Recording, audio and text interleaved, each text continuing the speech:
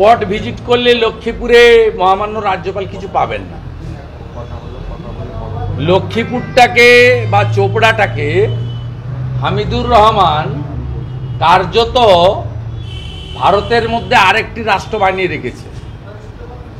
কালকে মহামান্য রাজ্যপাল মহোদয় ওখানে, আমার বিশ্বাস, আমি তো এলাকা চিনি, তিনি খুব বেশি উইটনেস পাবেন না, কারণ এবারেও লোকসভা নির্বাচনে কি হারে ওখানে ছাপ্পা হয়েছে এবং প্রায় 1 লক্ষের বেশি ভোট লিড ওখানে গোপাল লামা যে তৃণমূলের প্রার্থী, এবং পঞ্চায়েতে দাঁড়িয়ে খুন করেছে এই তাজামুলরা, নমিনেশন করতে দেয়নি। একদিনে 3 থেকে 4 জন মার্ডার হয়েছে বিরোধী দলের লোকেরা, বিজেপির নয়, অন্য বিরোধী দলের লোকেরা, যাদের নেতারা দিল্লিতে ইন্ডি জোটে আছেন তাদের লোকেরা। ওখানে দোস্তি, এখানে কুস্তি। অতএব মহামান্য রাজ্যপালের উদ্যোগ ভালো, কিন্তু এর একটা শেষ দেখে ছাড়তে হবে। আর পশ্চিমবাংলায় প্র্যাকটিক্যালি গণতন্ত্র প্রতিষ্ঠা করার ক্ষেত্রে বিগত 1 দশকেরও বেশি সময় ধরে জুডিশিয়ারি একটা গুরুত্বপূর্ণ রোল নিয়েছে। আপনি যদি 2007-এর জাজমেন্টগুলো দেখেন, সেই সিঙ্গুরের তাপসী মালিকের জাজমেন্ট বলুন, 14ই মার্চের নন্দীগ্রামের গণহত্যার জাজমেন্ট বলুন, রিজওয়ানুর রহমানের কেসের জাজমেন্ট বলুন, পরবর্তীকালে নেতাই গণহত্যার জাজমেন্ট বলুন, প্রত্যেকটা ক্ষেত্রে জুডিশিয়ারি একটা গুরুত্বপূর্ণ ভূমিকা নিয়েছে। এবং এখানেও রামপুরহাটের বক্তই থেকে শুরু করে, হাঁসখালি থেকে শুরু করে পশ্চিমবাংলায় এখনও যেটুকু ডেমোক্রেসি আছে, সেই আমাদের মতো ল মেকারদের কথাই বলুন, এমপি এমএলএ, ব্যুরোক্রেসির কথাই বলুন, মিডিয়ার কথাই বলুন, বা জুডিশিয়ারির কথাই বলুন, ডিউ টু জুডিশিয়ারি আছে। অন্য কারোর কোনো ভূমিকা, সাংবিধানিক বডি হোল্ড করছেন কাস্টোডিয়ান।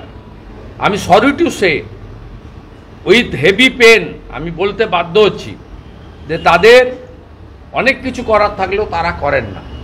আমি মাননীয় গভর্নরকে বলবো, কালকে ফিরে এসে তিনি সরাসরি যেন সেন্ট্রাল গভর্নমেন্টকে লেখেন যে পশ্চিমবঙ্গে 355 করে মমতা ব্যানার্জি ভোটে জিতেছেন 21 সালে, তার নির্বাচন 26-এ আছে, তাকে 26 অবধি মুখ্যমন্ত্রী থাকতে দেওয়া হোক। তার অর্থনৈতিক প্রশাসনিক ক্ষমতায় হাত দেওয়ার দরকার নেই, কিন্তু তার কাছ থেকে পুলিশটাকে কেড়ে নেওয়া। This is the high time.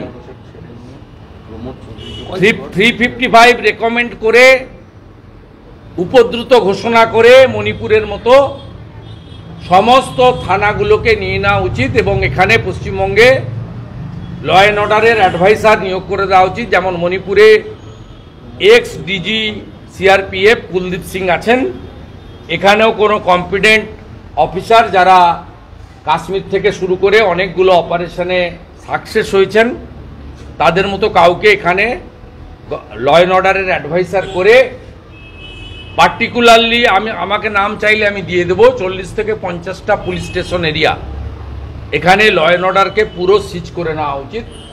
কারণ 355 অ্যাজ এ হোল রাজ্যে লাগানো যায় না, কতগুলো পার্টিকুলার এরিয়াকে মার্ক করে লাগানো যায়।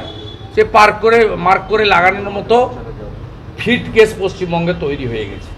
তাই গভর্নর সাহেবকে বলবো, উইথ স্পেসিফিক রেকমেন্ডেশন, আপনি চাইলে পারেন, you are the constitution head of the state, আপনি প্রপার রেকমেন্ডেশন কালকে ফিরে এসে করুন, আমরা আপনার সাথে।